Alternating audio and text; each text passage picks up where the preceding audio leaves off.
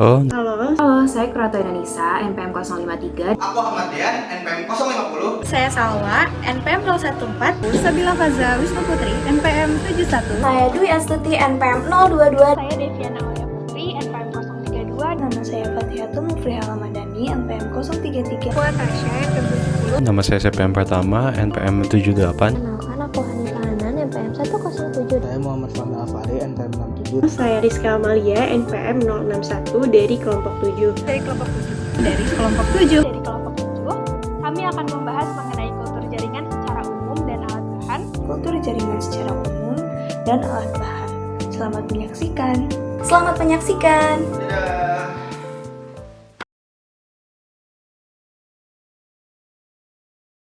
Apa itu kultur jaringan?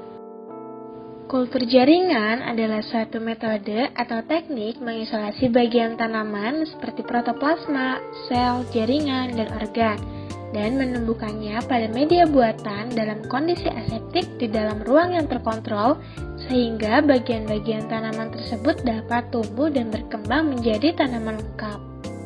Dasar teori kultur jaringan pertama kali dicetuskan oleh Gottlieb Haberland pada tahun 1902 pada percobaannya terhadap kultur sel tunggal. Walaupun percobaannya tidak berhasil, Haberland telah menemukan konsep dasar dari totipotensi dan inspirasi peneliti lainnya untuk meneliti lebih jauh tentang kultur jaringan. Dan akhirnya, kultur jaringan tumbuhan pertama ditemukan oleh Gauteret dari jaringan kambium tanaman Acer pseudopandanus. Alat yang dibutuhkan dalam percobaan kultur jaringan diantaranya heater untuk memanaskan media, kemudian botol kultur, aluminium foil, serta plastik wrap untuk membungkus botol kultur. Selanjutnya ada oven, serta autoclave untuk sterilisasi alat dan bahan. Pengerjaan dilakukan di laminar airflow dengan menggunakan sarung tangan, juga masker agar lingkungan tetap steril. Dibutuhkan pula neraca analitik untuk menimbang bahan, rak inkubasi, alat tulis, gelas kimia, gelas ukur, serta pinset untuk memindahkan eksplan. Pertama adalah alkohol 70% untuk sterilisasi tangan sebelum memasuki laminar flow dan membunuh mikroba kontaminan. Selanjutnya digunakan Aquades sebagai pelarut pada medium. Selanjutnya ada objek tanaman yang dapat berupa tunas, akar, daun, dan ujung batang. Selanjutnya ada gula yang berguna sebagai sumber energi bagi tanaman kultur jaringan, membutuhkan karbohidrat yang cukup. Selanjutnya ada agar sebagai pemadat media MS, juga sebagai kontak antara media jaringan tanaman maupun udara. Yang terakhir adalah media Morashige dan Scoop.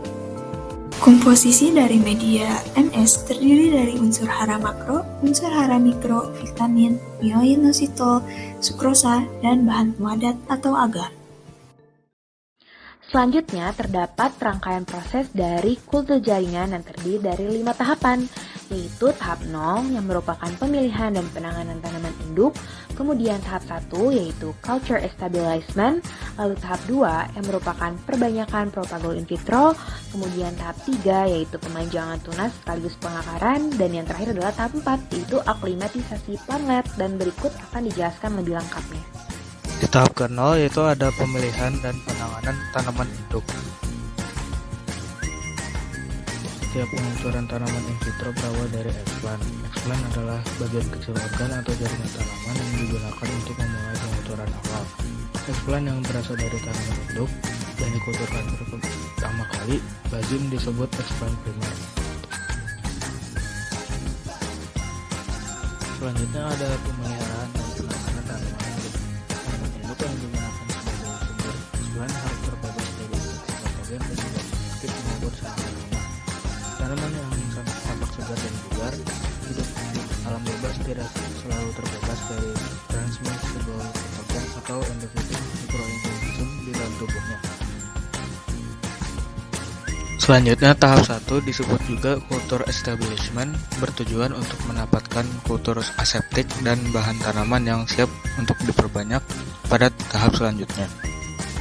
Tahap ini memerlukan waktu 1-2 bulan tergantung pada jenis tanaman dan kemudahannya beregenerasi. Tahap 1 dinyatakan berhasil apabila explant yang dikulturkan selama 2-4 minggu masih hidup, tidak terkontaminasi bakteri atau jamur, dan menunjukkan pertumbuhan awal.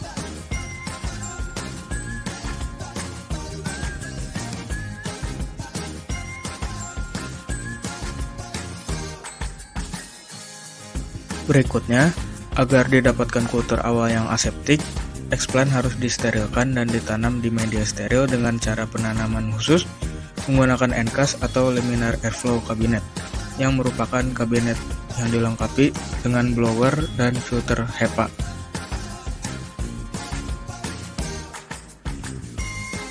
Lalu, pada tahap 2 yaitu perbanyakan propagule.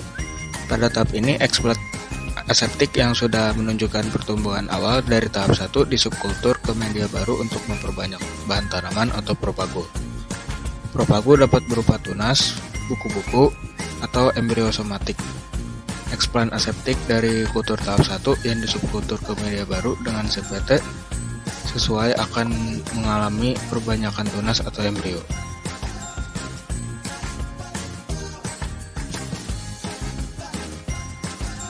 Kemudian tahap 3 yaitu pemanjangan dan pengakaran tunas.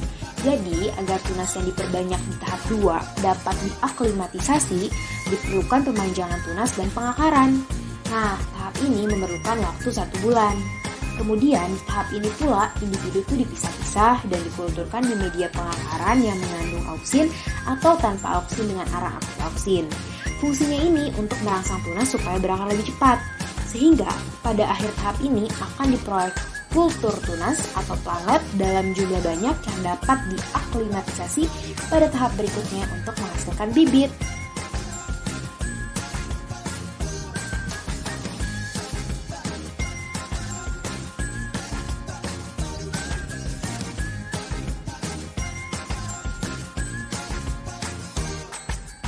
Kemudian yang terakhir adalah aklimatisasi plantlet ke lingkungan ex vitro.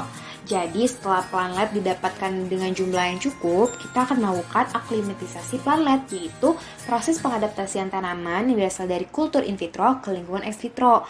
Jadi tanaman yang sudah terbiasa untuk tumbuh dan berkembang dalam intensitas cahaya yang cukup, kelembaban yang cukup, suhu yang cukup, aseptik, dan mendapatkan suplai energi harus menghadapi lingkungan ex vitro dengan cahaya yang tinggi, suhu yang berbeda-beda atau poliseptik, dan harus dapat berfotosintesis secara mandiri atau autotrof. Sekian penjelasan dari tahapan pada kultur jaringan. Terima kasih. Selanjutnya ada faktor-faktor yang mempengaruhi kultur jaringan. Di antaranya, pertama genotip tanaman di mana berhubungan erat dengan faktor pengaruh lain. Perbedaan respon genotip dapat dilihat pada perbedaan explant ketika tumbuh dan beregenerasi pada masing-masing varietas. Yang kedua adalah lingkungan tumbuh, terdiri dari suhu, kelembaban relatif, dan cahaya. Selanjutnya ada komposisi media. Perbedaan komposisi media dapat mempengaruhi respon explant saat dikulturkan, seperti arah pertumbuhan dan regenerasi explant.